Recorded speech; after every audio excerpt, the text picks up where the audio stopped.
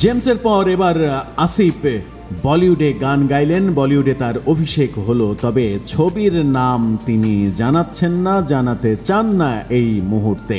বলিউডের আগে বাংলাদেশি একাধিক সঙ্গীত শিল্পীর অভিষেক ঘটেছে। উপমহাদেশের প্রখ্যাত সঙ্গীত শিল্পী রুনা লায়লা দাপুটে বিচরণ করেছেন বলিউডে, তেমনি ব্যান্ড তারকার সর্বশেষ বলিউডে গান গাওয়া হইচই ফেলে দিয়েছিল।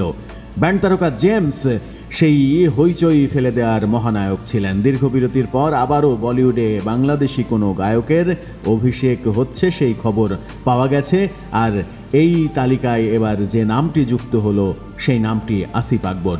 বলিউডে আসিফের গান গাওয়ার খবর তিনি নিজেই ভেরিফাইড ফেসবুকে পোস্ট করে জানিয়েছেন, কিন্তু ছবির নাম জানাননি। কদিন ধরে মুম্বাইয়ে অবস্থান করছিলেন বাংলাদেশি জনপ্রিয় এই গায়ক। এর মধ্যেই জানা গেছে তিনি এআর রহমানের কেএম স্টুডিও ও যশরাজ স্টুডিওতে একাধিক গানে কণ্ঠ দিয়েছেন। এই দুই স্টুডিওতে গাওয়ার অভিজ্ঞতা ফেসবুকে শেয়ার করলেও গানগুলো কবে প্রকাশিত হবে সেই ব্যাপারে কোনো ধারণাই কিন্তু তিনি দেননি। এরই মধ্যে মুম্বাইয়ে থাকতে আবারও জানিয়েছেন মুম্বাই ফিল্ম ইন্ডাস্ট্রিতে অভিষেক ঘটেছে তার। দুই স্টুডিওতে গাওয়া গানের মধ্যে কোন গানটি বলিউডের জন্য সে ব্যাপারে কিছুই পরিষ্কার করে বলেননি তিনি।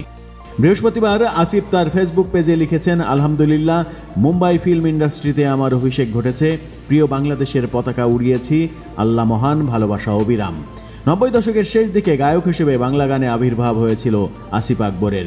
ও প্রিয়া তুমি কোথায় গানটি গেয়ে যেন হইচই ফেলে দিয়েছিলেন সারা দেশে। তারপর থেকে সেই গানটি অনেকটা তরুণ সমাজের জাতীয় গানে পরিণত হয়েছিল। সেই আসিফ আকবরের বলিউডে অভিষেকের এই ক্ষণে বিনোদন প্রতিদিন পরিবারের পক্ষ থেকেও অভিনন্দন।